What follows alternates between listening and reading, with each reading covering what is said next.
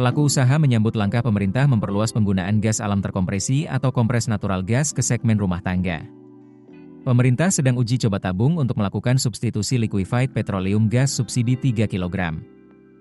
Ketua Umum Asosiasi Pemasok Energi, Mineral dan Batubara Indonesia Anggawira menyatakan bahwa pelaku usaha melihat wacana substitusi LPG tabung 3 kg ke CNG sebagai langkah yang menarik untuk memperkuat ketahanan energi nasional.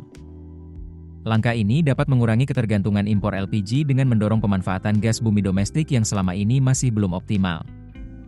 Anggawira menjelaskan, ekosistem usaha CNG di Indonesia sebenarnya bukan hal baru. Pelaku usaha di sektor ini sudah berkembang lebih dari 15 tahun, mulai dari penyediaan gas, infrastruktur mother daughter station, transportasi gas, hingga teknologi konverter dan storage. Menurut Anggawira, sudah cukup banyak badan usaha nasional yang memiliki pengalaman melayani sektor industri, transportasi, hingga komersial atau hotel, restoran, dan kafe. Hanya saja, Anggawira menegaskan bahwa pelaku usaha membutuhkan kepastian regulasi dan peta jalan jangka panjang. Dunia usaha pada prinsipnya siap berpartisipasi, sepanjang ada konsistensi kebijakan dan kepastian roadmap jangka panjang dari pemerintah. Ini penting agar investasi infrastruktur yang sifatnya capital intensif bisa memiliki kepastian demand dan keekonomian. Dari sisi keekonomian, Anggawira menyatakan bahwa secara teoritis CNG bisa lebih kompetitif dibandingkan LPG.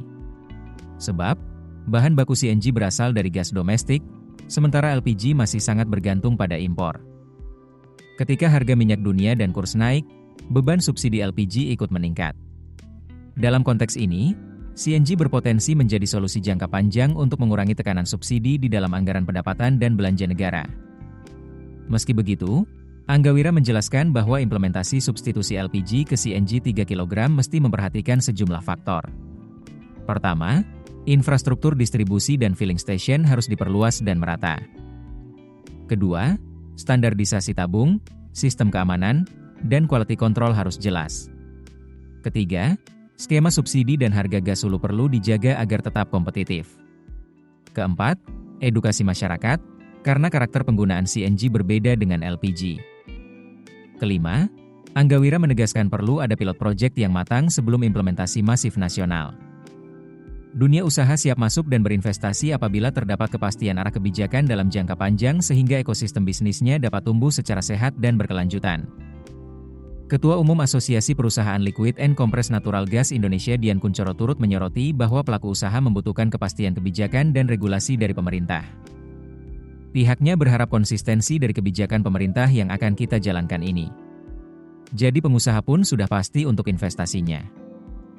Dian sebelumnya menggambarkan bahwa rata-rata harga jual CNG untuk segmen industri mencapai sekitar Rp8.000 hingga Rp10.000 per meter kubik. Sedangkan untuk segmen komersial sekitar Rp11.000 hingga Rp15.000 per meter kubik. Rentang harga CNG tergantung dari volume dan jarak. Sementara harga CNG untuk transportasi dibanderol sebesar Rp4.500 per liter setara Pertalite.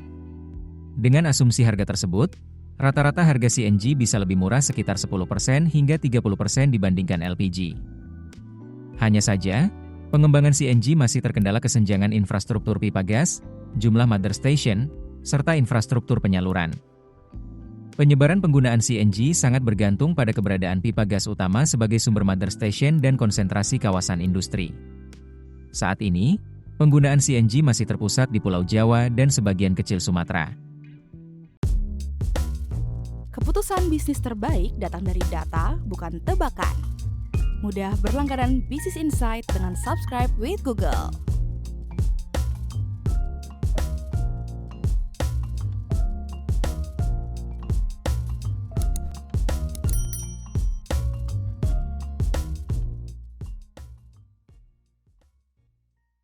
Download aplikasi Kontan sekarang di App Store atau Play Store.